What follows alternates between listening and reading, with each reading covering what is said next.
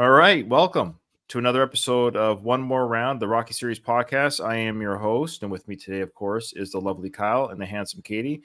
How are you guys doing today? Wonderful. How are you? Doing okay. I just finished a 12-hour shift, so if I'm a little bit punchy, I do apologize. I work 12-hour shifts. They're long. It is long sitting in front of a computer station. I can't say what I'm doing, but sitting in front of a computer station and just for 12 hours. It's just, it's long. Okay. So it's good to be here. Kyle looks like I look like for 12 hours. Kyle, how you doing? I'm doing good. Made breakfast for the kids today. Well, the family really. My son is being very rambunctious. I can hear him upstairs. Hopefully, you guys can't hear him too. But yeah, I'm doing pretty good. And I'm going to my mom's place tonight for my wife's birthday. Her birthday was earlier this week. Oh, how nice. And I think, is that your mom who just commented there? Yeah. Mama Peterson. So she just said, Mama San. Do you know where that comes from, Mama San? No. Okay, so in the Vietnam War, that's what the guys used to call the old Vietnamese ladies in the huts. That's what the American soldiers used to call them, as Mama San. And it's also a World War II thing too. I don't know why my mom does it, but I think it's great that she has a nickname. I think it's great. I mean, I think it shows her humor. It shows. I like that. I like that she has a nickname, and that's cute. It's fun. So thank you, Mama Son, for watching us. She says, making funeral taters for dinner and listening to my favorite podcasters. Life is good if you do it right. Well, that's very sweet. Thank you. Are funeral potatoes like a tater tot casserole type thing? It's not like tater tots. It's like kind of hash brown potatoes. Okay. And it is kind of like a casserole. It has like sour cream and cheese and other stuff in it. It sounds nummy. Yeah, it does. And I've had it before. Food. Yeah. Is it considered a Mormon dish there, Kyle? For sure. Okay. For sure. Oh, I did. Okay, I didn't know that. Okay. That's what I thought. Okay. All right. Everyone, welcome to the show. We got some emails to read, only a couple, so not too many. If you're listening to this and you've already heard some of the thoughts I've shared about something, I won't belabor the point too much because it's on the podcast feed.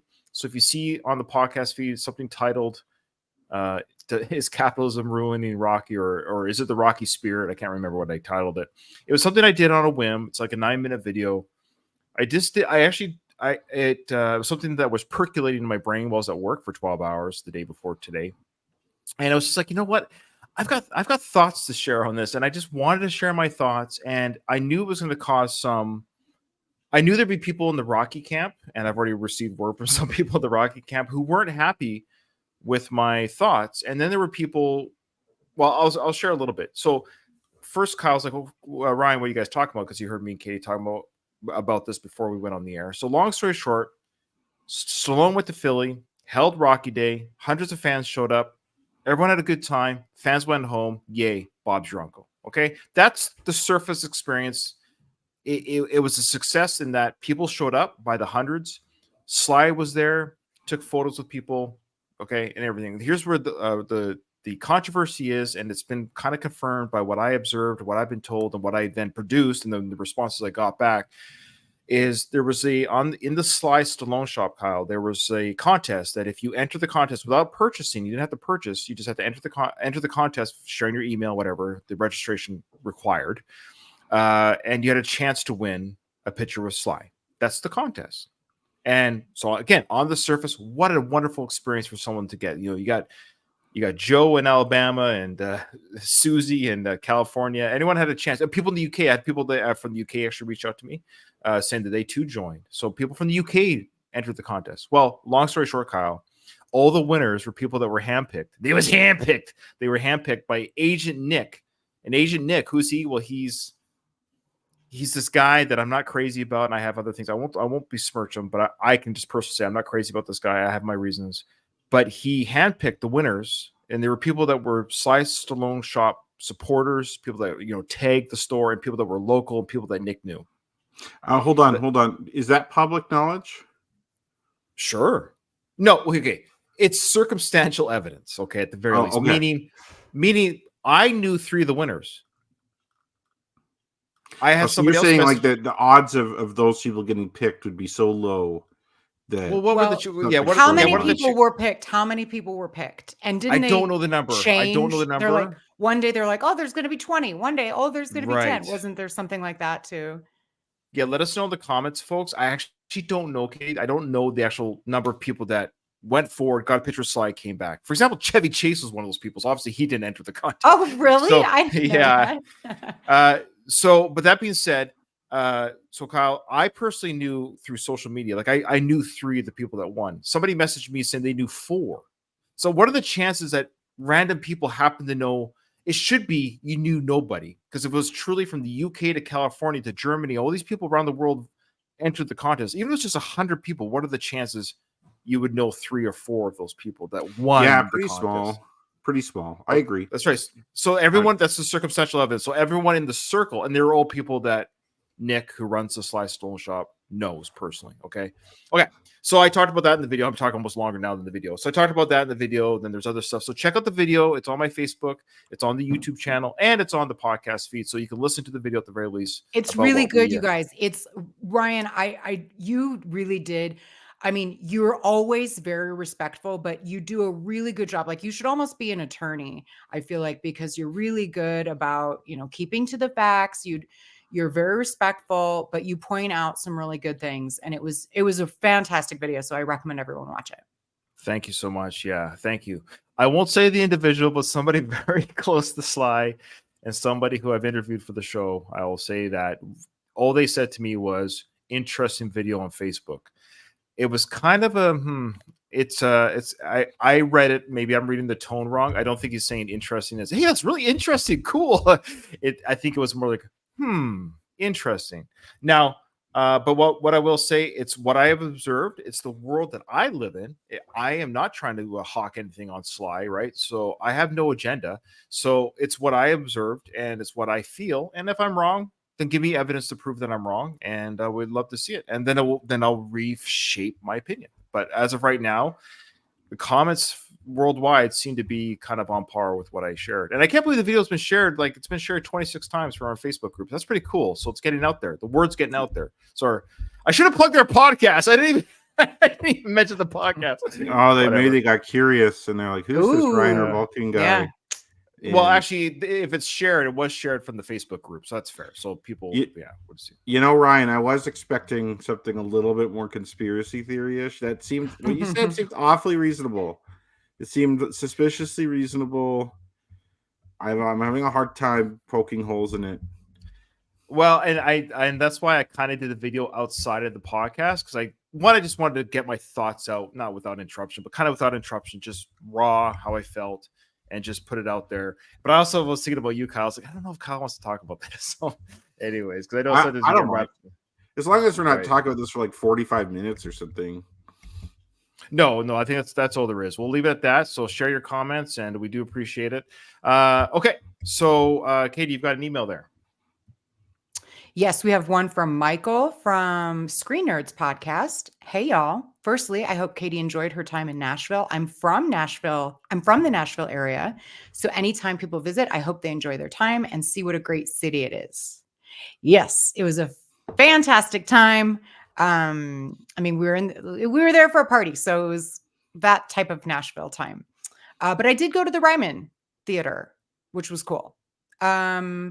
Then he says, regarding the episode, we see how seriously Apollo is taking Rocky's training and how he wants Rocky to approach it with the same level of seriousness. This is evident, especially in the sparring match where Apollo yells at Rocky, emphasizing that Clubber will kill him if he doesn't pull himself together. It's interesting to juxtapose this scene with the next film where Apollo doesn't take Ivan Drago seriously, and we all know how that ended. How did that end Good up? point. Yeah, good point. It also makes you wonder how the Apollo in Rocky 3 would have fared against Drago. Keep up the good work. Boy. Great Are we work, doing that Michael. one now? Oh, sorry. That we one kind of had that discussion. Not the Apollo, though, did we? Yeah, well, I think in the previous podcast, there was some discussion about the Apollo from Rocky 2, who is basically the same as Apollo. Yeah. Both pretty intense. How he would have fared against Drago, and I don't know how that fight would go down. to be honest with you. I think Apollo probably would still lose, but it would be pretty competitive still. And I think I stepped on you there. We said it was from Michael, again from the Screen Nerds podcast, a very faithful emailer. And by saying that, Michael, I'm not trying to make you email every episode, but he's very faithful and he has great insights with the podcast that he runs. I also would like to say he also emails us like right away. I guess he watches like these things live because he emailed me like the day that we recorded. Cool. So, yeah. Well, if you're listening, hi, good email, good work.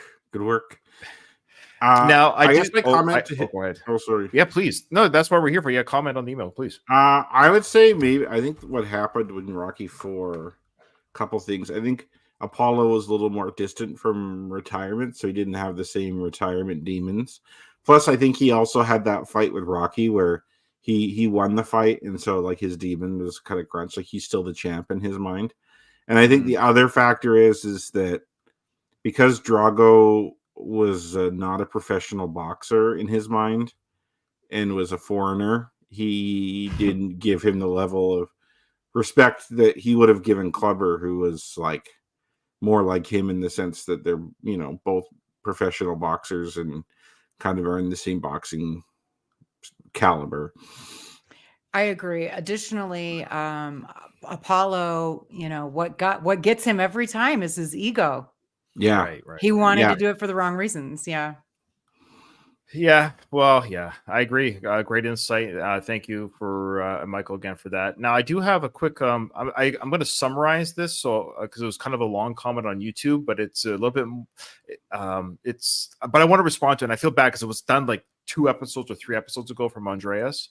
He faithfully watches this show, and I missed this because I think it's worth discussing. So this is the summarization of his comments. So bear with me. So Andreas expresses frustration with our show that we repeatedly, according to him, misinterpret the concept of Eye the Tiger in the context of the Rocky movies. Andreas argues that having the Eye of the Tiger means being willing to sacrifice everything to achieve a goal, not just displaying fury.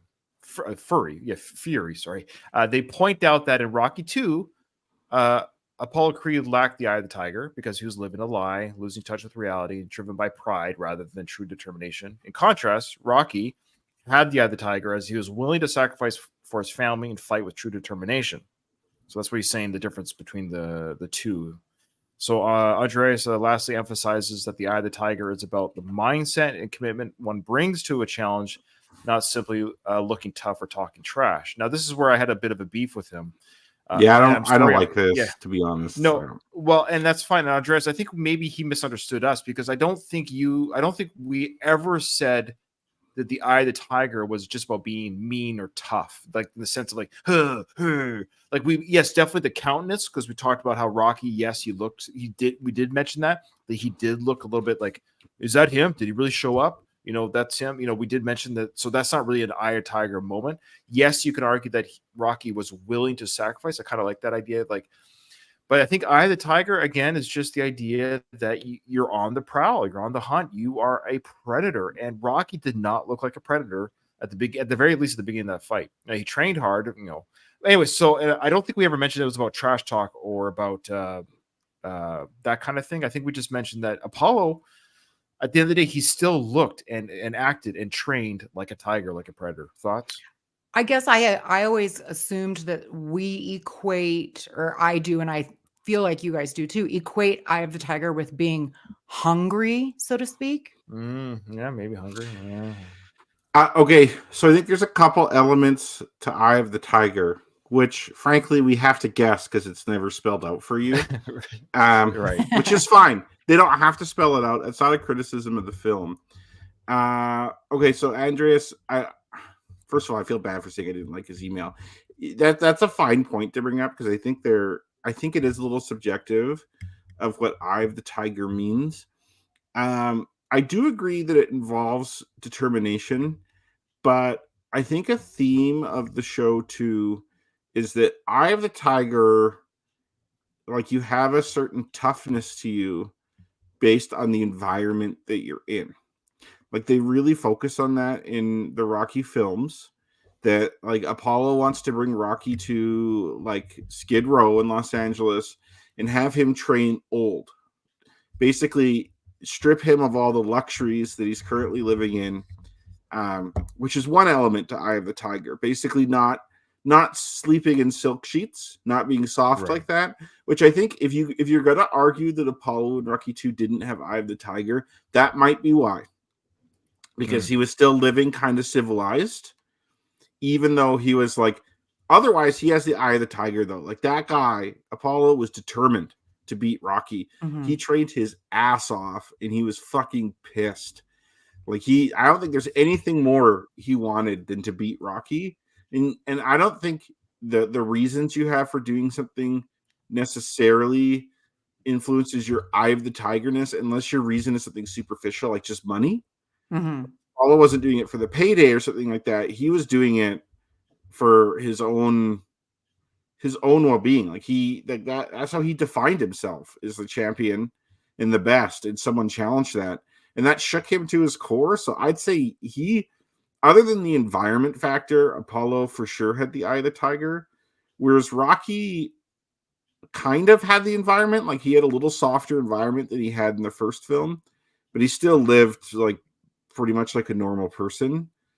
And then he probably lacked some of the drive that Apollo had. So I think in actuality, neither Rocky nor Apollo had like 100% Eye of the Tiger. Like if you think of it in terms of like a continuum of like 0 to 100, I'd say like they both had kind of maybe similar levels, but they had strengths and weaknesses in certain areas.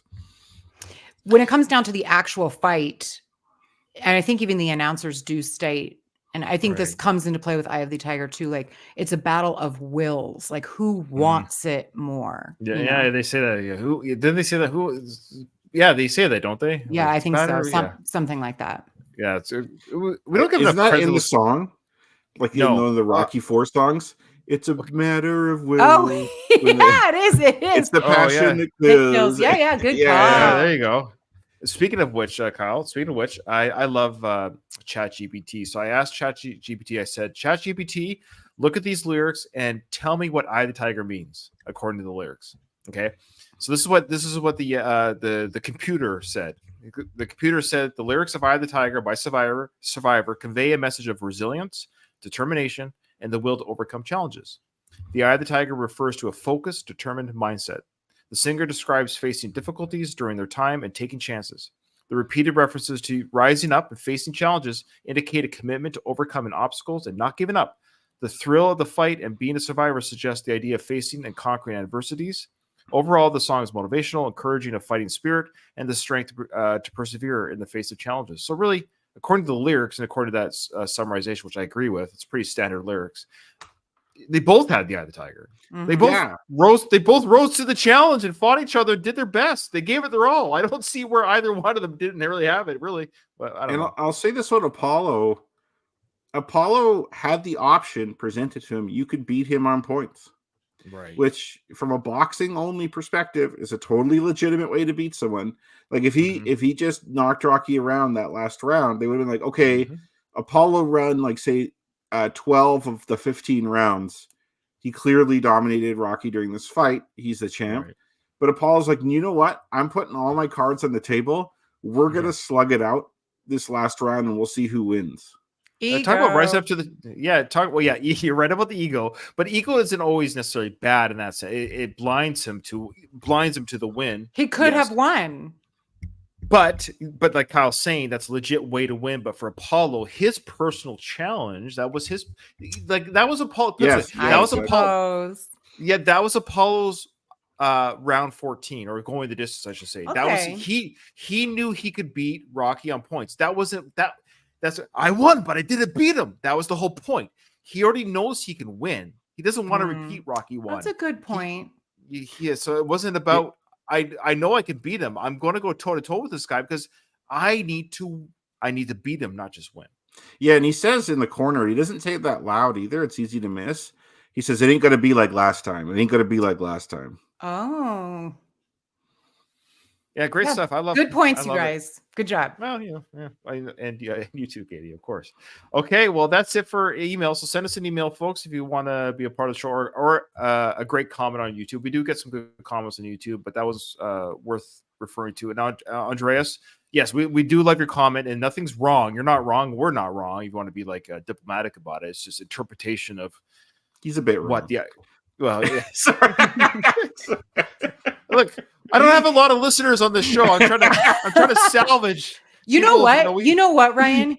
And here's a take. Businesses do it too, but if you try to please everyone, you end up pleasing no one. So you got to take your takes, and some people aren't going to like it, and it is what it is. We definitely do. We definitely have, our listeners are very faithful. We have driven off a few listeners in the past. Greg the First, are you still there? Oh, I kind of forgot. Oh, that's Ryan's eye of the tiger is finding out what happened to Greg. We chased him right out of this podcast. There's going to be like a reunion when they're both like 75 or whatever. I like the guy. He just hated our take on Creed. Michael B. Jordan. He just, I don't think it was coincidence that he left right about the time that I joined. Oh, stop. And I was down a little bit, more than a little bit on Michael B. I just think he's overrated. Yeah, you know what? I'm gonna say, Greg the First, you're misogynistic. That's what it is. Yeah. Come at me, bro. Okay, all right. So where we last left off was, of course, Apollo saying it's over, and here we go. Which I want this one here.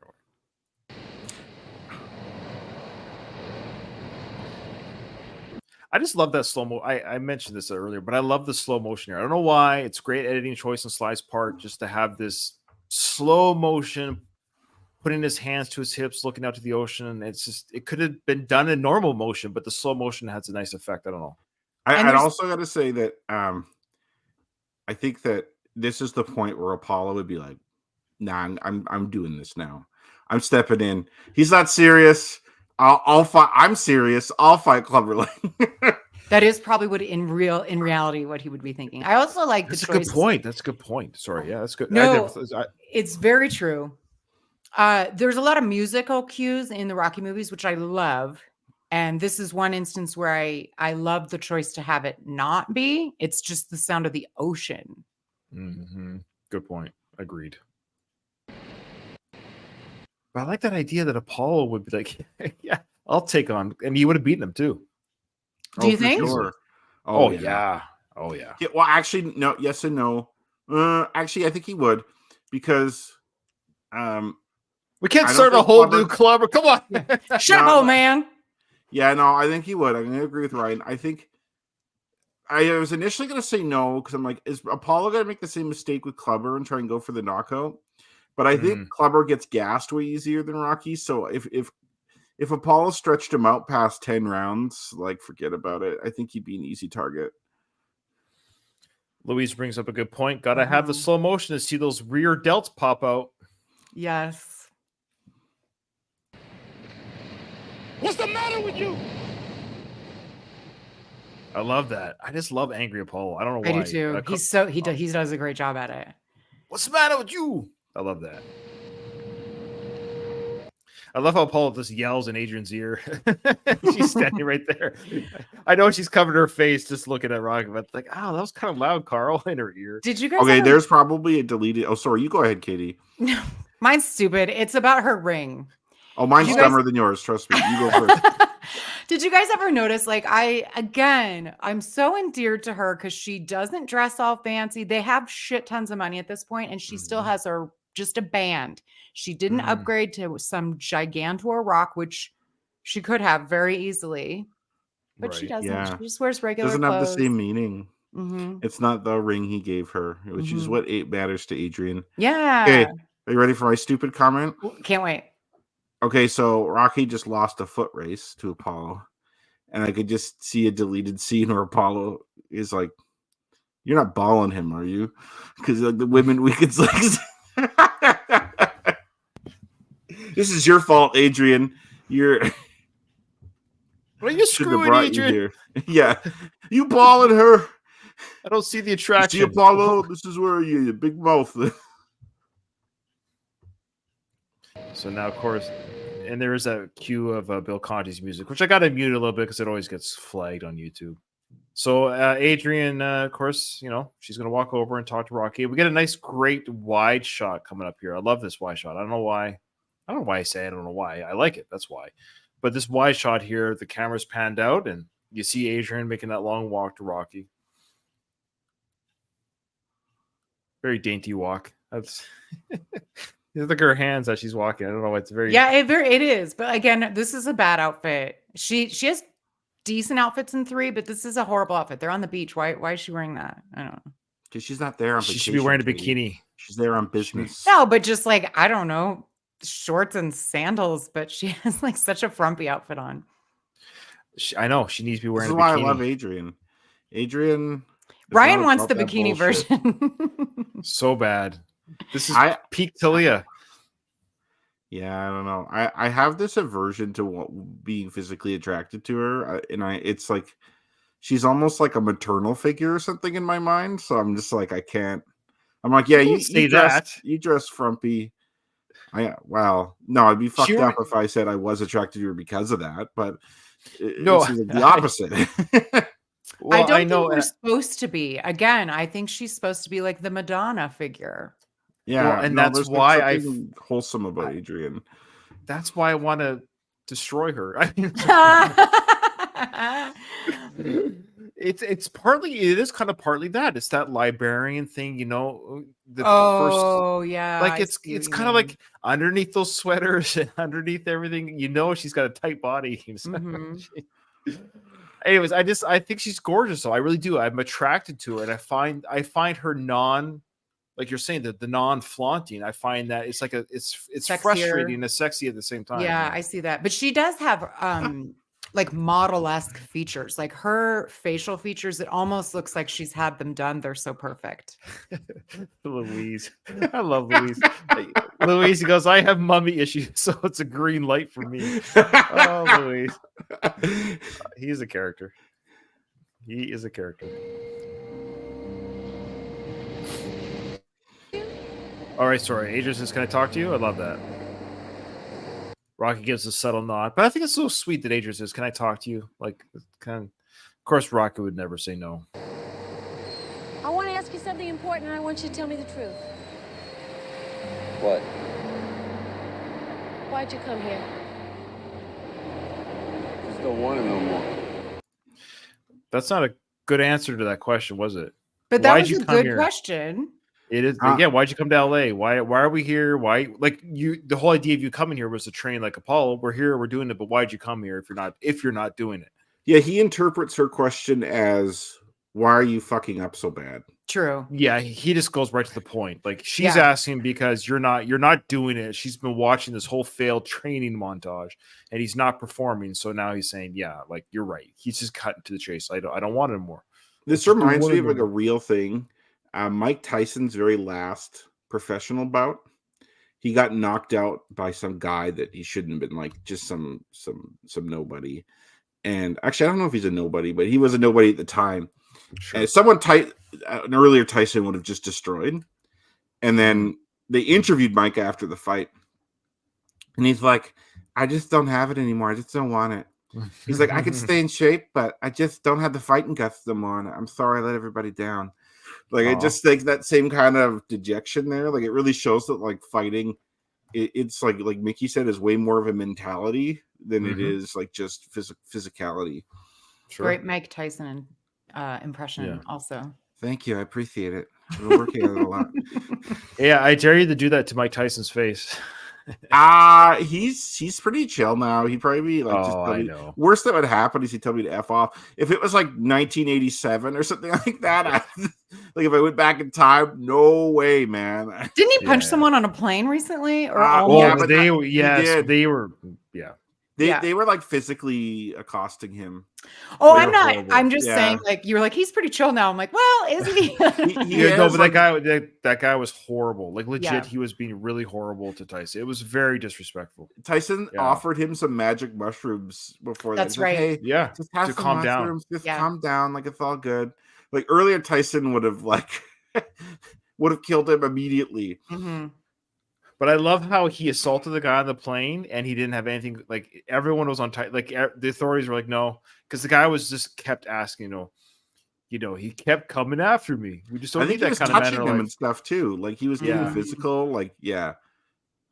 No, that kid deserved it. He was a dork. It's over because you want it to be over. I'm glad. I do. I do. It's just, you've never quit anything since I've known you. I don't know what you want me to say. So she kind of gave a little bit of a, that stung Rocky's pride a little bit because she's like, you're quitting. It's not like you. So it's like, ugh. Nobody likes, especially a fighter, doesn't want to be told that they're a quitter. That's not what fighters do. Am I wrong? I love Adrian in this scene. Like, she's just so on point. Because I like what she said there, saying, like, look, if you actually want this to be over, that's fine with me. Like, it's not like she wants him to fight Kleber, right?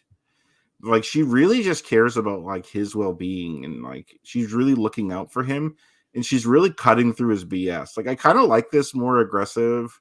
Like, Adrian really mixes being aggressive with being loving and caring. Mm-hmm. Oh, she'll do it. Yeah, I was just going to say, and then Kate, please. I was going to say that aggressiveness she does in Rocky 1 against Paulie, for obviously different, but she has that in her to come out and say, "Hey, what do I owe you? What do I owe you?" And she's doing something here. I want the truth. I want the truth. Go ahead, Katie. Oh no, you guys, that's a really great point. Like, she only uses it when she absolutely has to. I was just going to comment on, she's right, and I appreciate that too. Look, if it's over, great. If that's what you want, but that's not what he's doing. He's just like quitting. He's not quitting because he could say the fight's off. He doesn't do that, and so he's laying down. Yeah. And she knows it's not what he wants. She knows if he quit, that's not good for him. Yeah, that's true. And she knows that, and she's digging down to see, okay, why are you training like this?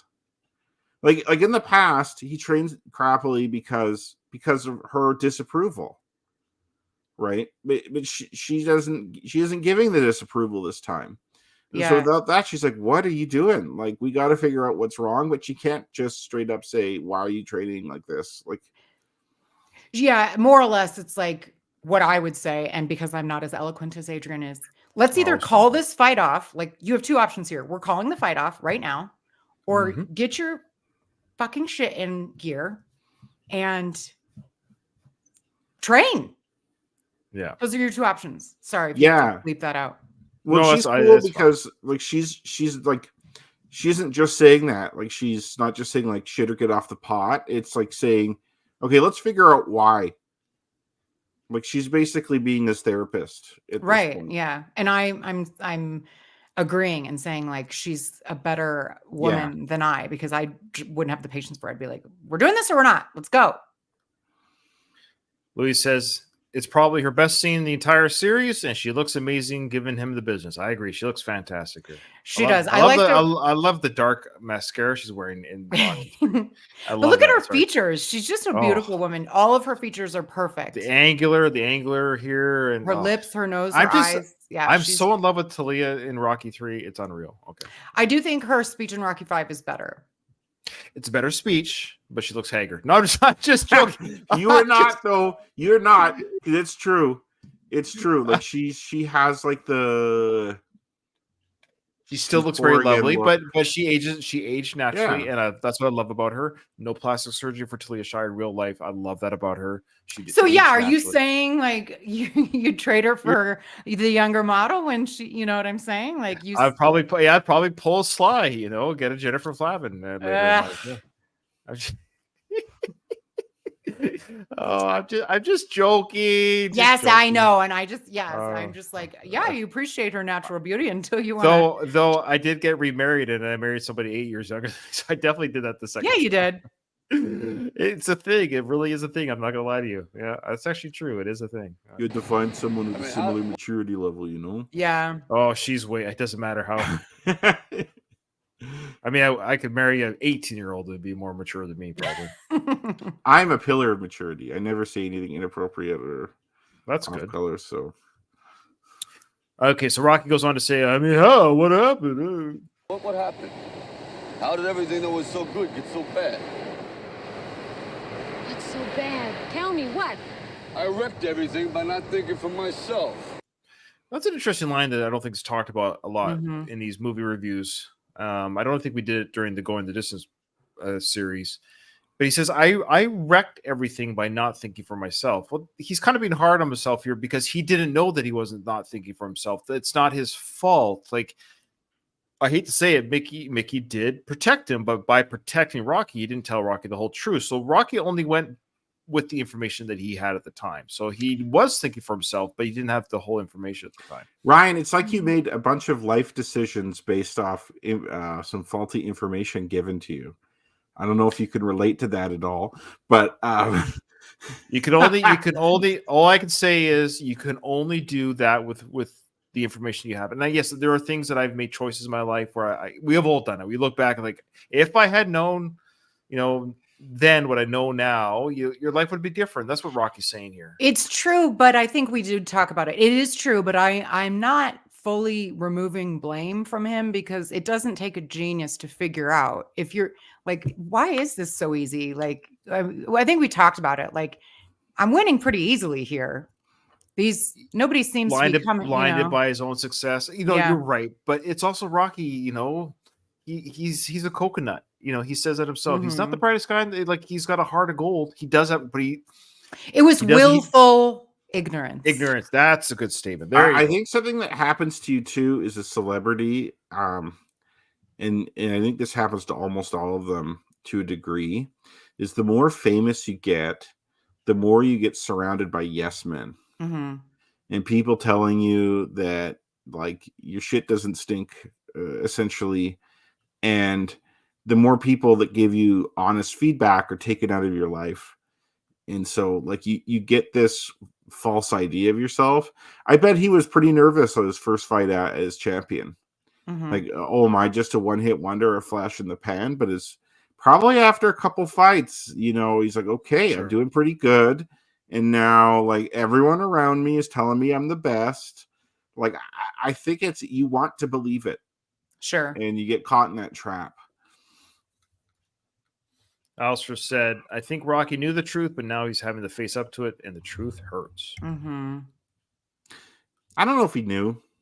I think maybe he, like, after, I don't know if he knew prior to Mickey telling him. Like, maybe, like, subconsciously. Like, deep down, yeah. Like I think it's like, well, I should have known. Yeah. And he's, yeah, like, he should have had a more active role in it. So he is a little bit realizing now that he has been living a lie. I mean, he's right. And it would be interesting to see how these fights are set up. Like, was it just like, Mick, who am I fighting? Like how much did he outsource to Mick? Sure. Yeah, because I think in actuality, the fighters themselves really do have a lot of say. Like they could fire their manager if they don't like who they're setting them up with or whatever. Also, like, one thing that they don't talk about here is that, like, depending on what belt you have, you'll have mandatory fights. Mm-hmm. Like, you'll have mandatory challenges where you have to, like, it's not like in reality you can get handpicked guys for 10 fights in a row. Like, you have to have some good people. So I don't know if I necessarily believe all 10 of those guys were bums. Yeah. Well, they weren't bums, as Mickey does say. They weren't dangerous. They weren't. That's a good point. There wasn't so much that they were all just lazy, dumb fighters. Is that it just so happens the guy that's coming up, he's dangerous. He'll knock it in the mara. And I can Rocky the Rug, his realization of this and realizing, like, he has no confidence now. He doesn't know his own ability now. The rug is pulled out from under him, and so he's lost. He's like, am I even a good fighter? I don't know. Which is funny because now that I think about it, like, he's lost 20 fights prior to fighting Apollo. Like, it's not like he's a stranger to, like, because there are guys that come up and they don't lose fights. Like, you have guys who are heavyweight contenders and they're like 30-0 or 30-0-1 or something like that. Or if they did have a loss, it was in their amateur career, really early in their professional career. But otherwise, they're kicking ass, taking names the whole time. and then they finally get stopped by someone and they don't know how to deal with it. Where Rocky has faced losses before, albeit to much lower, like when he was basically a different person. So you could argue that like anything prior to Apollo doesn't really count. But like that's, I don't know, like the loss itself, I have a hard time believing that it was necessarily that traumatic for him. I think it's the way he lost. Like he got viciously and brutally knocked out in a way he probably has never been before. Yeah. I mean, why couldn't Mickey tell me where I was really at right from the start? He didn't have to carry me and lie to me and make me think I was better than I really was when I wasn't. He never lied. So I don't know. I mean, we don't want to hammer it too much, but that again, that's kind of what was presented. That's what we think as an audience, that all these fights were just handpicked and Rocky was lied to. But I agree with what you're saying, Kyle. In the real world of boxing, they can't all be that way. There has to be some sort of legitimate fights that Rocky has to face as champion. Like they just can't constantly be like, we're gonna fight this guy from this. We're gonna fight this guy from over here. Like it has to be legit. Like, hey, these guys are the next people to fight for the belt. They're just not arbitrarily picked, right? Yeah, and there are fights that they openly state this is like a tune-up fight for me. Sure, like this guy's not going to win unless by some fluke, right? Right. Like Muhammad Ali had that. He's like, I can't. Like later in his career, it's like I can't take all these tough fights this late in my career. Like, what are you talking about? Yeah. So there you go. Like, that's probably part of what this is mimicking. Yeah. Yeah. So of course. Adrian, yes. So Adrian says he never lied. Those fights weren't right. They weren't, Adrian. I never fought anybody who was all in their prime. I was always some angle to hold on to the title longer than I should have had it. Yeah. Okay. Yeah. Okay. Well, like, okay, that's interesting. He said he didn't fight anyone in their prime. That I found odd because there's a difference between fighting a lower caliber fighter and a fighter not in his prime. Like he could have fought someone in their prime, but their prime just isn't that good. Yeah. Right? But Semantics. What about his prime? It makes it What about sound his like prime? Yeah, exactly. At least you had a prime. It Yeah, makes it like, sound that's like the he's thing, fighting yeah. someone who's like he's fighting all these people who are over the hill or something. Yeah, it does. Or But in really theory, or have like 8 fights under their belt or something. You know what I mean? Right. It kind of is odd. But it's against the Rocky timeline universe doesn't really make sense because he's, what about my prime? Mick, at least you had a prime. So according to Rocky, 2 movies later, now he's in his prime. Like, okay. Well, he is. I mean, from a championship. Yeah. Physique-wise, Well, sure. yeah, that too. And then Rocky says, I mean, do you understand what I'm saying here? No, Rocky. That's why we're doing this podcast. We don't I understand think he's what's going making a good point. Yeah. I like his point. He's saying, look, I would have preferred to have fewer fights and had the title for a shorter duration if it was like authentic. on. Sure. Yeah, of course. Yeah. Alistair brings up a very good point. That's right. One of the opponents was Frank Stallone. That's true. Oof. Yeah, they were Frank bums. Stallone. Never mind. Yeah. I take it all back now. I mean, do you understand what I'm saying here? I understand, but you've got to understand that he loved you and that was his job, protecting you. Look, that protecting don't help nothing. It only makes things worse. You wake up after a few years thinking you're a winner, but you're not. Now, are we led to believe that Adrian knew this was happening, or was she just as surprised by this? No, I think she knew. She knew. Okay.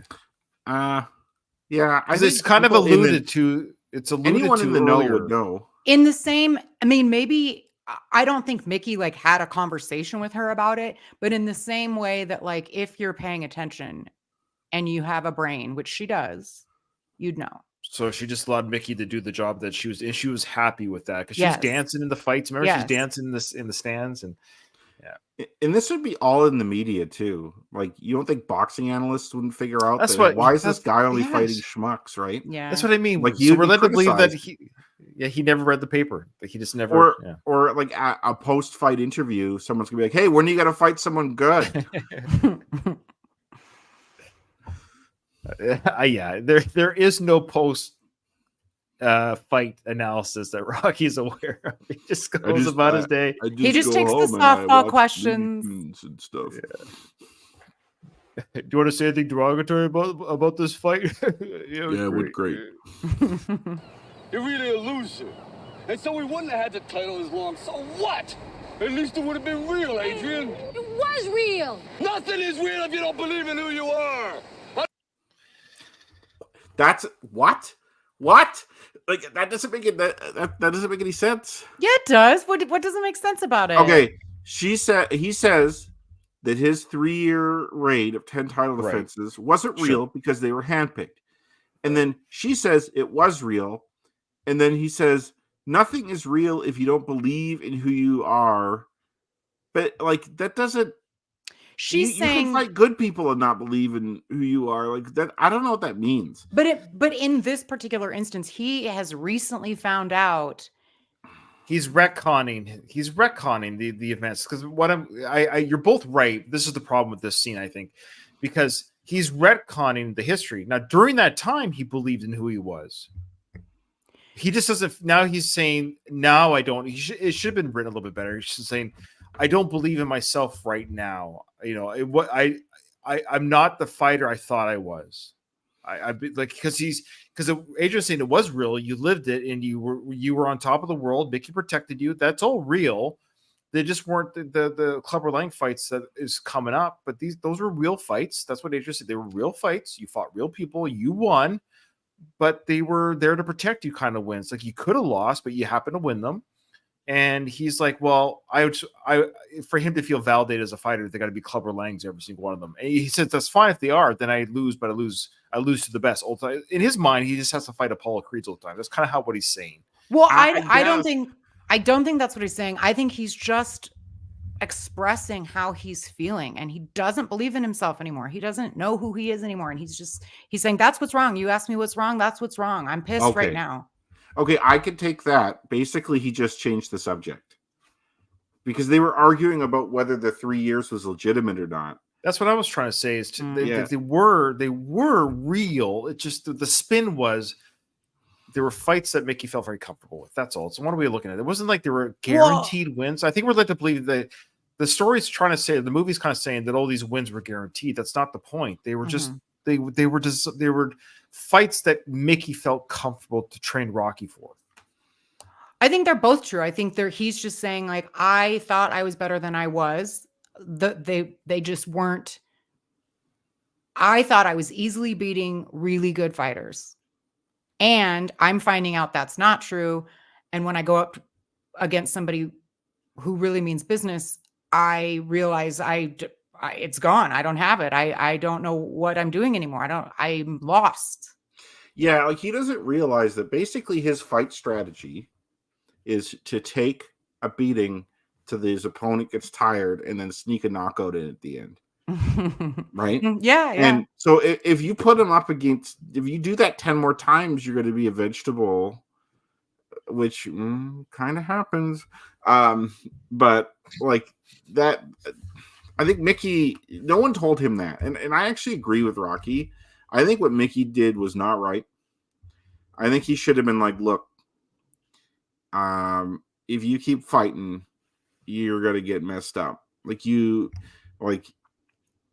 think he should have quit being his manager earlier, frankly, or just said, okay, look, if you want to take these tough fights, you have a real risk of getting hurt. It's up to you. Like, I like the idea of Rocky being able to decide his own destiny for the 3 years instead of have someone kind of pull the wool over his eyes.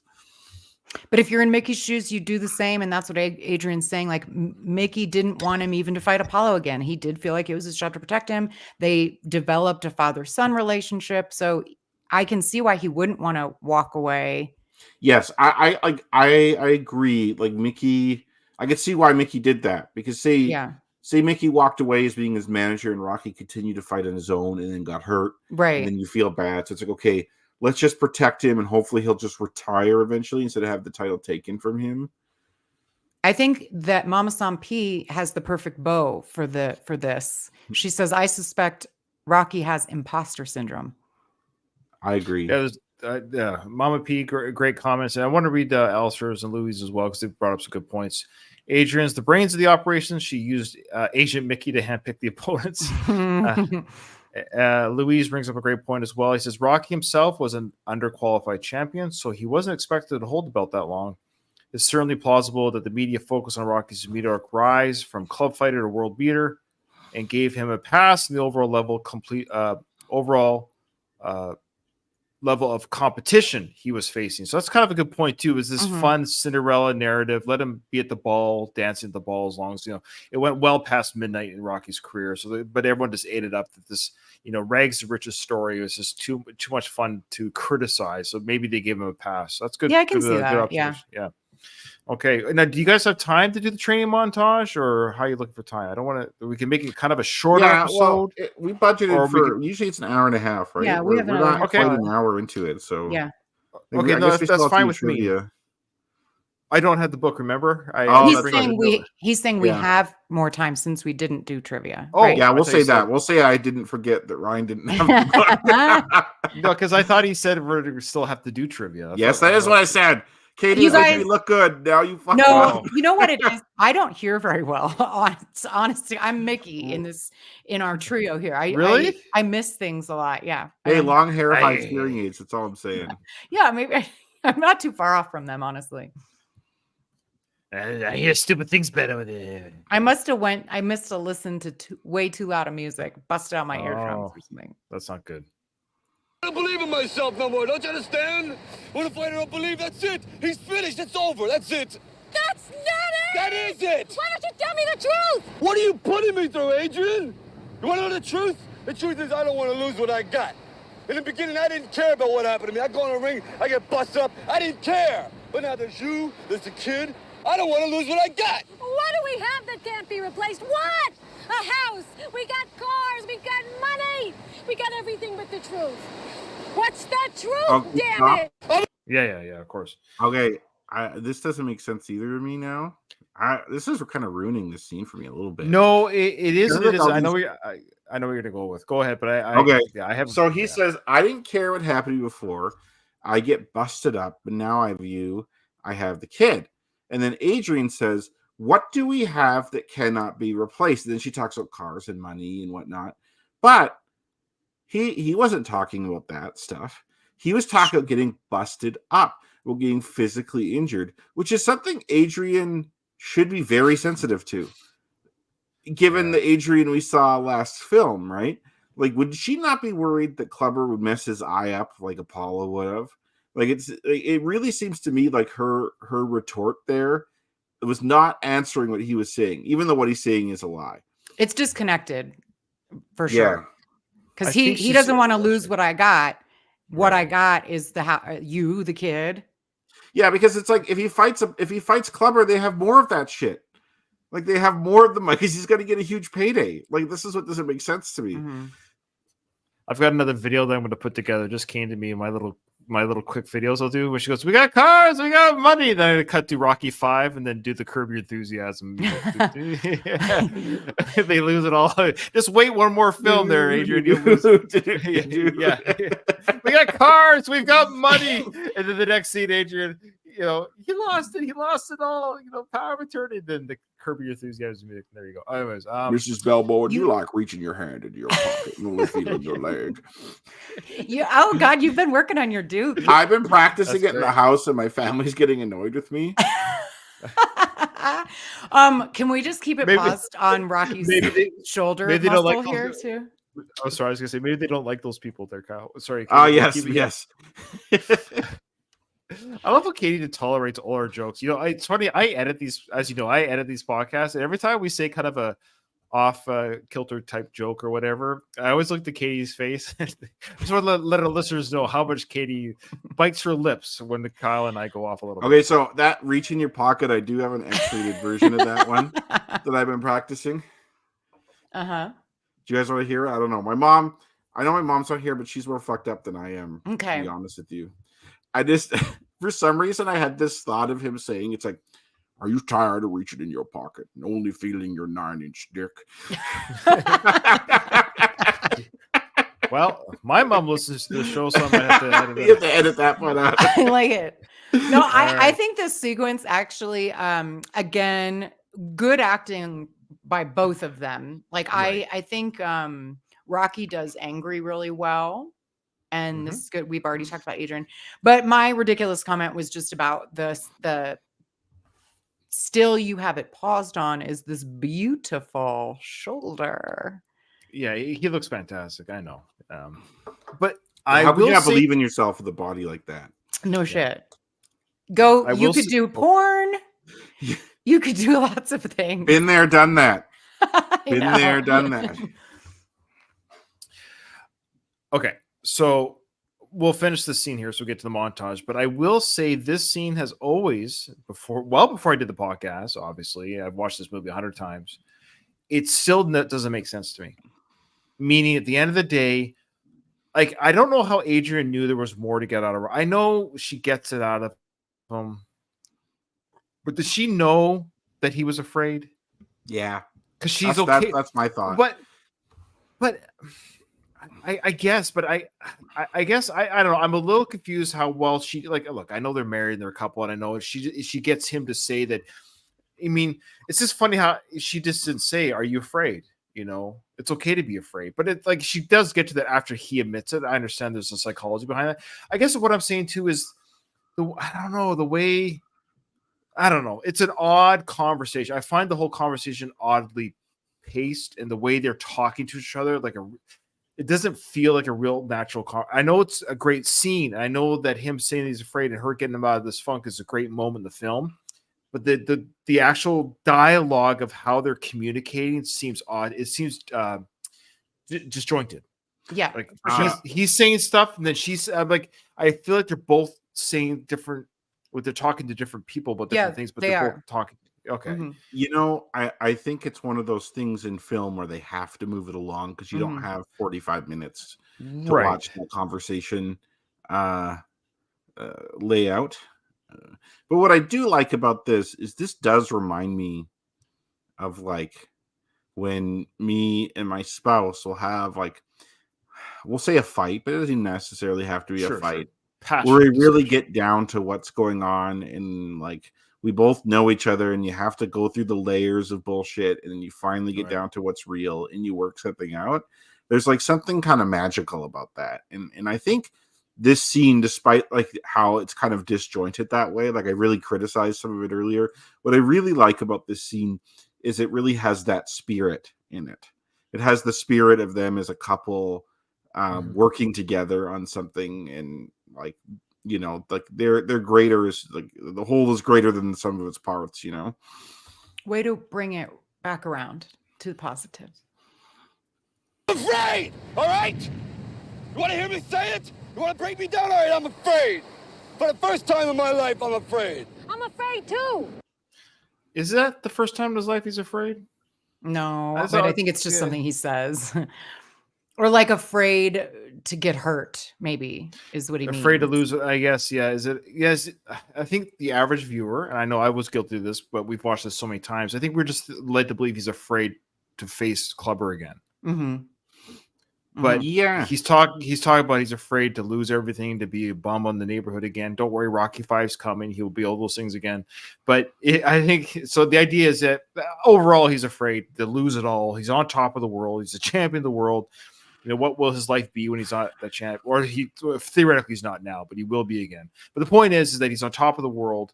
What will he be if he loses this fight again? So I think essentially he's emasculated in his mind.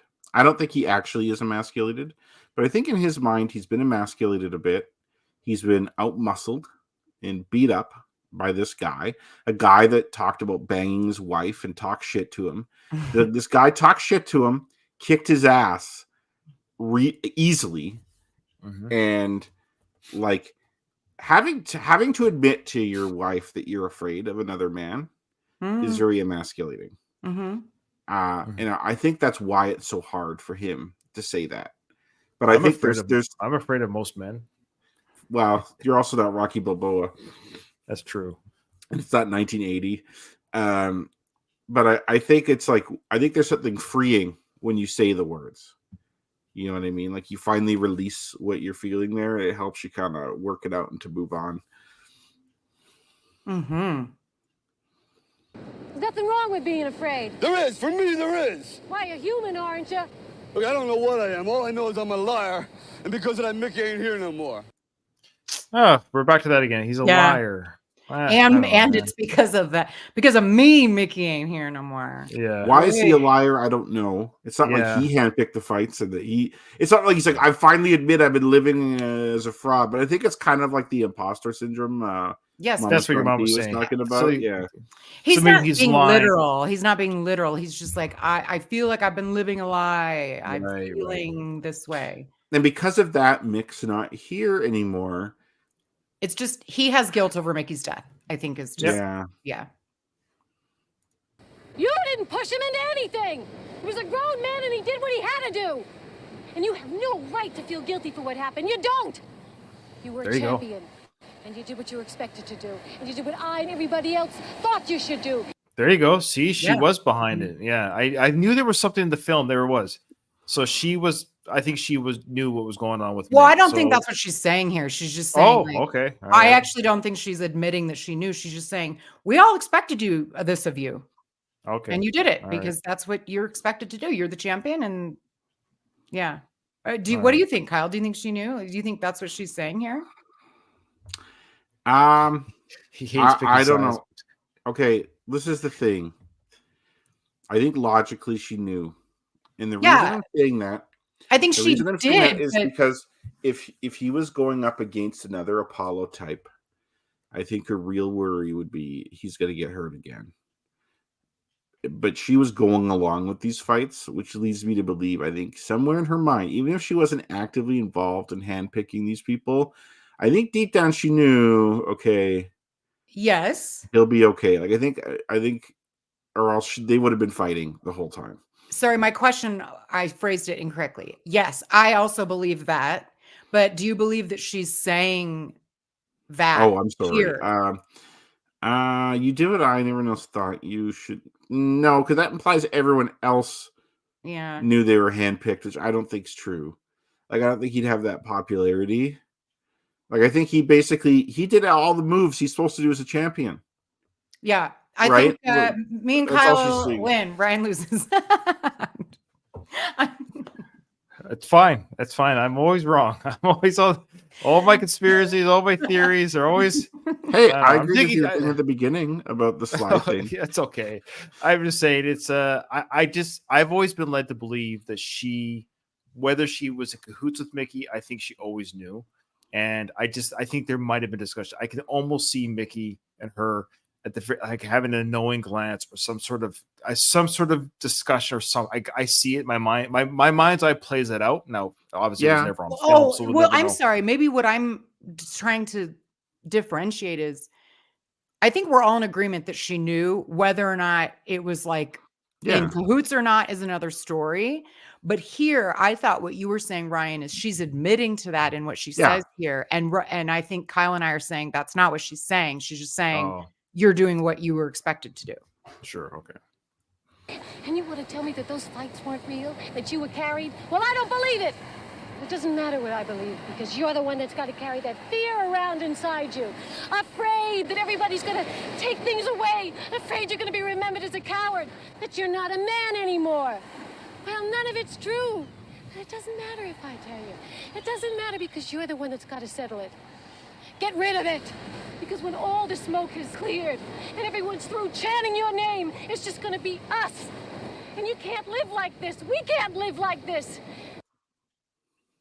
All right. So again, a very passionate speech here, and this is kind of funny. It's kind of reminiscent of the speech later that Rocky gives to his son and Rocky Balboa. The idea of to keep pushing through life. I know it's the Sunshine and Rainbow speech, but the idea that you're living through fear. You're living that shadow. You got to start doing what people tell you that you are. You're this, you're that, you're this, you're that. That's what she's saying here. She's saying the same thing. Like once people are done saying your name or chant your name, it's just you. You are you. You've got to be you and be happy about who you are. And then at the end of the day, yes, she's saying, you're my husband.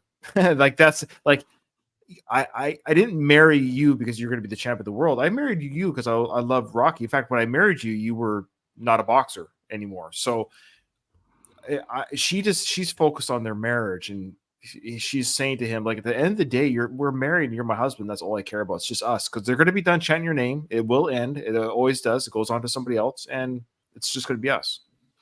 Yeah, and I like what she's going to say right after this about whether he wins or loses. Because it's going to bother you for the rest of your life. Look what it's doing to you now.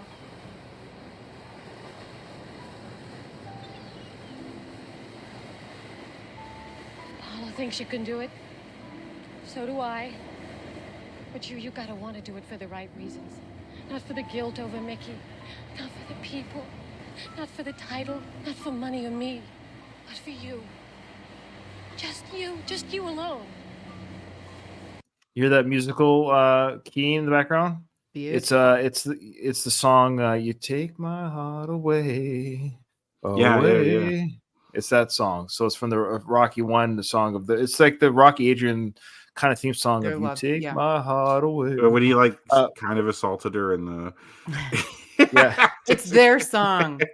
Ryan, Uh, Ryan, what do you like Rocky's hair blowing in the wind here? It's amazing. I love how he's really fluffed it out the front there. Like, hey, don't pay attention to that receding hairline. Let me just fluff it out the front here. I love it. Again, I love how the hair we see in Rambo Part 5, it's creeped forward. I've never seen hairline go forward. It's amazing. I've never said, Kyle, does your hairline go forward as you get older? Like, it I've goes had forward? I'm going bald widow peak since I've been born. Oh, so I've it's had not it since going I was born. forward. No. Okay. That's weird. I guess Italians, their hair goes forward when they get bald. Both him and Frank, their Italians never get bald. Yeah, They're very Oh, yeah. well known for not going bald.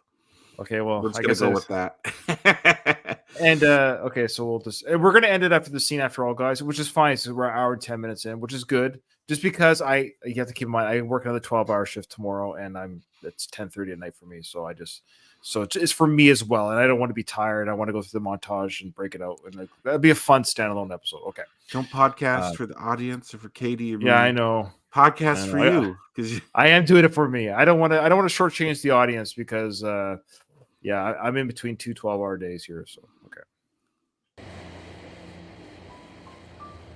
And if I lose? Did you lose? And you lose. But at least you lose with no excuses. No fear. And I know you can live with that.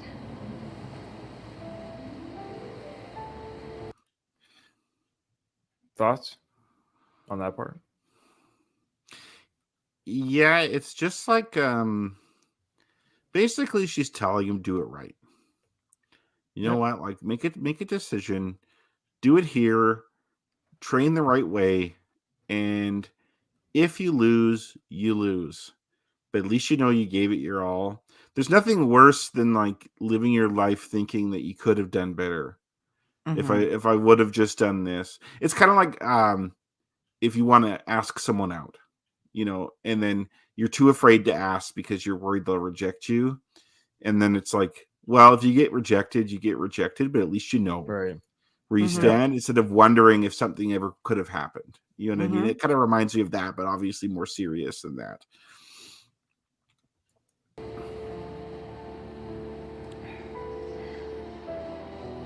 How'd you get so tough?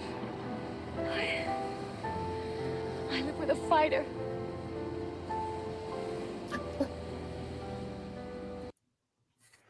I thought the Aw. word choice was an interesting one, though. What's that? I live with a fighter, not I married a fighter. I love a fighter. I just thought that was different. It is interesting. Yeah, it is interesting. I live with a fight. Yeah, you're right, because that's written, and that's what she said, or at the very least, that's what she said. Alistair says that the hair plugs wouldn't have survived the breathing of each. That's No, I think he does. This is his hair still for sure. It does. oh, look this good. is Yeah. this is his hair. No, Yeah, no, this is his hair. Yeah. I've always said I think it was Rocky 3 I think it's Rocky 3 that we see the last of his hair. Oh, you don't The think in last of Rocky his- 4? I We don't say think it's his Rocky hair, 4 but is it his head hair? it's his hair. Is it It's- transplanted from somewhere else? No, I'm like very certain that Rocky is his hair.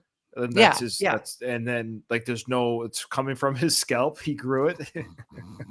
I thought Rocky 4 as well. No? Okay. I have Okay. an excess We'll have of to hair, look. the rest of my We'll have to look. body that I could use. We'll have to look for Rocky the 4, but hair definitely. plugs. No, he has Sorry, great say- hair in this one. I like it. Yeah, it's hanging on. He also has really beautiful lips. I like his like weird crooked smile.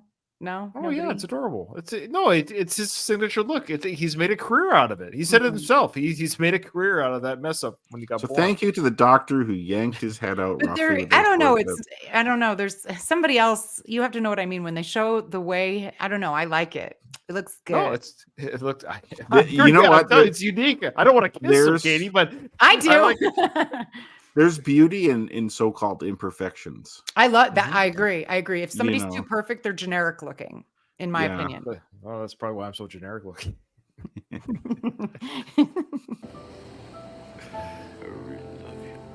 I really love you too. Oh yeah, get it? Hmm. All right. Yeah. Okay. So I really want to do the montage, but I know we're gonna have a lot Yeah. to say. I don't want to pack a. I don't want to rush because there's no way we're gonna do the montage in 20 minutes. I don't think it's I don't think it's. We'll have too much to say. But the great fun discussion as always, guys. I love our discussions and I love our. Not our disagreements is the right word because I think I like that we challenge each other. We don't. There's other podcasts. I won't say other podcasts, but there's other podcasts that I listen to or I'm aware of where they just can't challenge each other. They just say the same thing. That was great. That was wonderful. Yeah, that was great. That was wonderful. That's amazing. That it's like offer us something, have a discussion, say something, challenge each other, push each other's like when I say stuff, you guys will change my mind or I'll change your mind. It happens on our show. And I like that we do that we if something said that's like, hey, wait a minute, Ryan, that's not quite right, or that's what are you trying like we're not just saying things. I like that because when we do that, I guess what I'm trying to say is when we do that to each other, the three of us, then our listeners are engaged because I think we're doing the same thing for them is I'll say something that Katie doesn't agree with, let's say. I'm sure there's listeners that don't agree with me either. And so she's voicing those thoughts for those listeners. And then when I fight back, I'm then voicing the thoughts of the listeners who agree with me or whatever. Yeah, So, no one wants to listen to a circle jerk. trust Hey, Kyle. me. Yeah, there's plenty of those. Trust me. Kyle, do you have anything derogatory to say about Ryan? He's great. He's the best. Oh man, yeah. No, you That's guys are right. you guys are very kind. You guys are very kind. Rate us on iTunes, guys. I know I always say that, but it does help.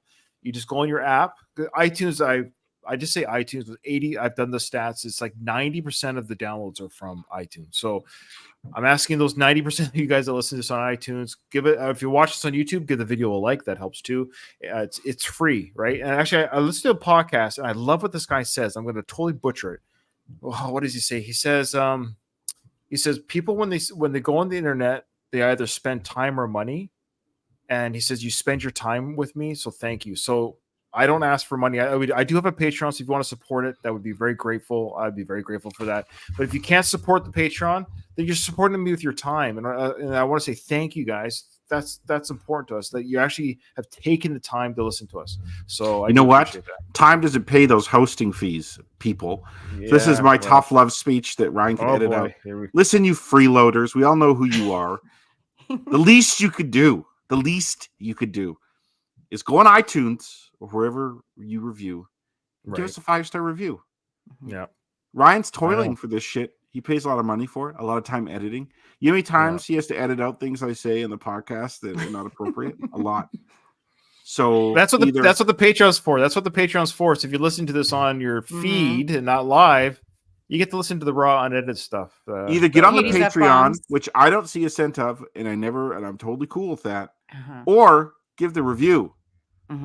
I think we should try and come up with the version of I'm sure you guys have seen it, like the rescue version is like, please adopt. If you can't adopt, foster. If you can't foster, donate. If you can't donate, or whatever the thing is, like there's always, if you can't do that, share. If you can't do, like, there's always something you could do to I help. want to see a video of like Ryan editing, and then it's like in the arms of the angels.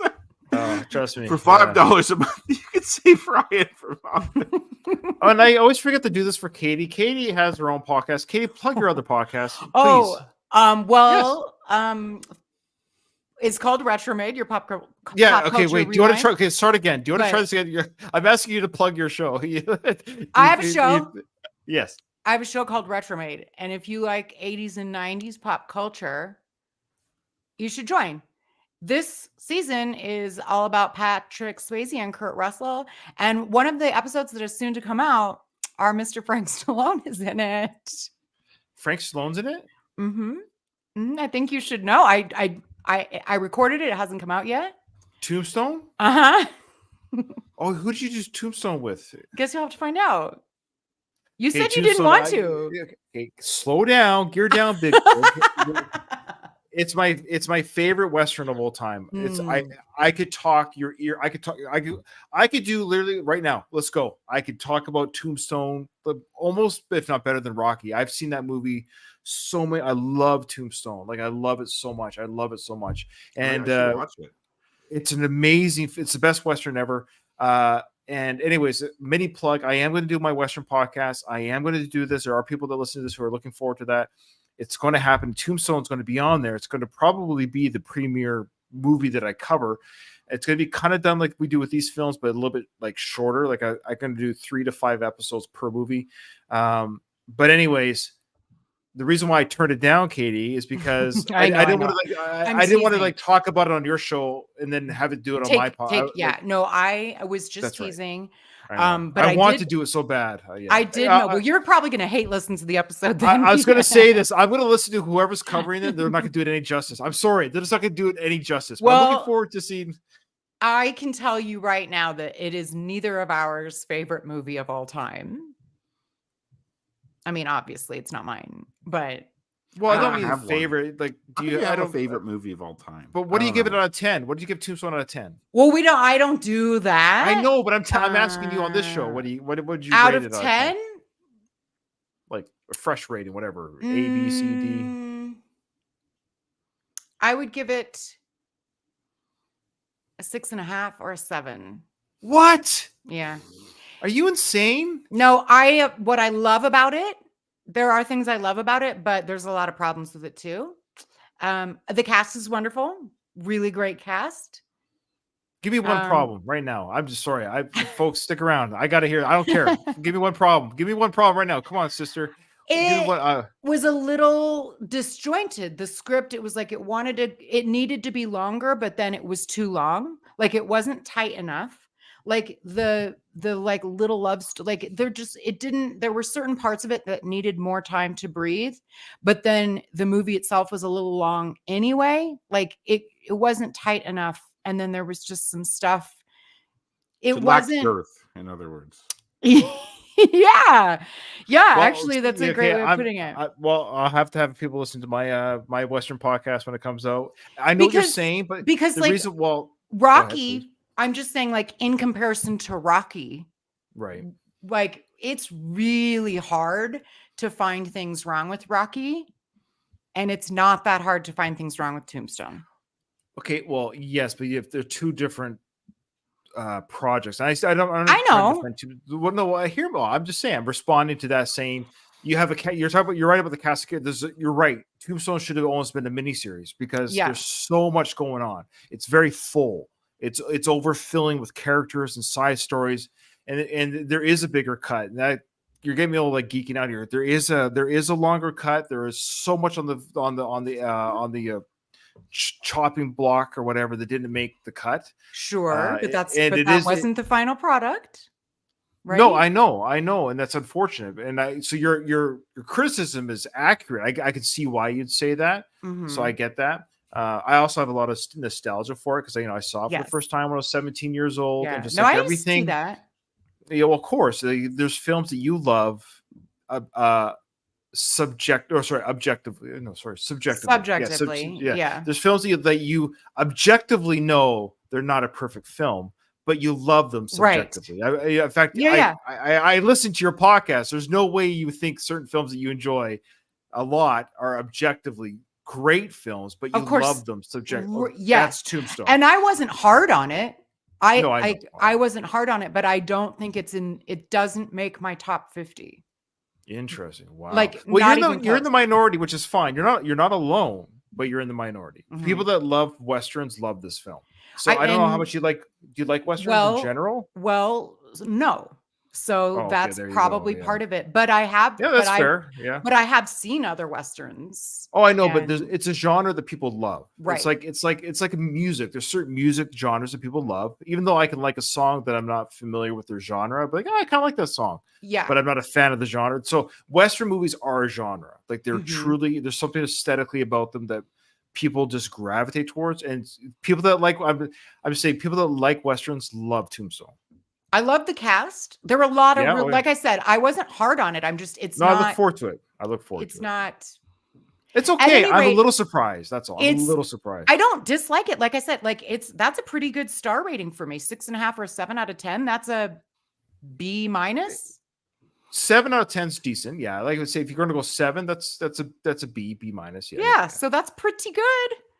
It's not horrible. No. It's If not Rocky horrible. for me is a 10 and Tombstone is a Right. 6.5 or a 7, that's still That's pretty fair. good. You know, Ryan's got to be like tossing and turning. No, Not able to get to sleep 'cause Stop. he's No, thinking I about this. this. No, is a healthy but discussion. I brought that I up. love brought being that- passionate about this. That's all. I brought that recording up. So for listeners, like it's Sorry, going to guys, come I out gotta get around running right Christmas. Yeah. now. Okay. All right. But you guys sorry, see ya. continue on. I don't want to. Yeah. No, I was just And gonna have a good week. You Well, we too. were You recording too. again in a couple weeks. I guess a couple Yeah, I'll weeks. send is you- Christmas, huh? Yeah, we're doing the 27th was a tentative date, but I'll send you Oh, a okay, yeah, reminder. sure. Yeah. That's right. Okay. Okay. Oh yeah, sounds that's right. good. Yeah. All right, Brian, bye. I was just gonna say it's the reason I recorded it, both episodes in December for my show are big anniversaries. Like I wanted to release them on their one of them is the Right. 40th anniversary, and Tombstone, Wow. it's the on Christmas Day is its 30th anniversary. So I that's can't why I believe wanted to do I it. can't believe it. It's So I was it's gonna be 18 the when I Christmas- saw it. Okay, I was Yeah. 17. I thought I was 17. I was 18 when I saw it. Yeah, so But that's I how old I mentioned the am. Frank segment because he comes up and when we talk Yeah, I about- know. Yeah. I know. No, this is great. No, people are loving our discussions. Trust me, people listen to podcast. They want to hear us talk about things. That's why people listen to us. This is all good. And it just plugs your show. So again, it's called the Retro Made Podcast. Katie hosts it. It's a bi-weekly podcast, just like our Rocky podcast is bi-weekly. She does a great job. She has incredible guests that come on. She's really networked her show out there. I think she's doing better numbers than me because of that. No. That's great that you network your show. No, honestly, networking your show is a great idea. I sort of did that with the Rambo podcast, but then I Mhm. just stuck with Dom because he's the best. It's a lot more work, I will say. It is. That's do kind of that. what it was. Yeah, Like, oh yeah. my gosh. But and now with Dom, I was like, I kind of wish I did the whole thing with Dom, but that's okay. Yeah. It's okay. Anyways, that being said, no, it's great, and that's 90% of it's nostalgia. You're watching Tombstone for the first time. Is that what it was? It is I know I've seen it before, but I remembered so Right. little from it Sure, that sure. it may as That's well fair. have been. Yeah. Yeah, no, that's fair. So, in that, again, fair arguments. Don't get me wrong, and that's a discussion I'll save for my podcast because Mhm. it is kind of there are things about it that are not perfect on a Mhm. filmmaker's point of view. Because, long story short, the director sucked. He got fired. Oh, we behind talked the about scenes. talked Okay, about yeah. that. Yeah. Okay, Mhm. so that's part of the disjointedness. Was the production was disjointed? It wasn't. Yeah. It was a disjointed production, but everyone brought their A game. I think with what they had is how I look at it. So, yeah, but Yeah, I get it. and I love Mason Kerr and Sam Elliott. Well, he's amazing I in mean, it. Like and you got Sam Kurt Russell Elliott? with eyeliner. You got Kurt Russell with eyeliner. Like what Uh-huh. more do you want? What more? Did Yeah. you mention the eyeliner? Well, but we mentioned that Dana Delaney is like, I'll take one of those when she looks at him. Yeah, Yeah. she's great. No, we yeah, didn't talk about the eyeliner. Oh yeah, he wears eyeliner throughout the film. But anyways, yeah, it's a great film. I can't wait to talk about it. But and I can't wait to hear your episode. Retro Made Podcast. Katie's amazing, and everyone, thanks for watching us and listening to our little mini mini Tombstone discussion at the end. All right, Preview Katie. for your new show. Yeah, that's right. No, not a preview for my new podcast. A plug for your current one. So check Both. out. There you go, both. Okay, but Katie, that's it. This episode is over. I didn't hear no bell.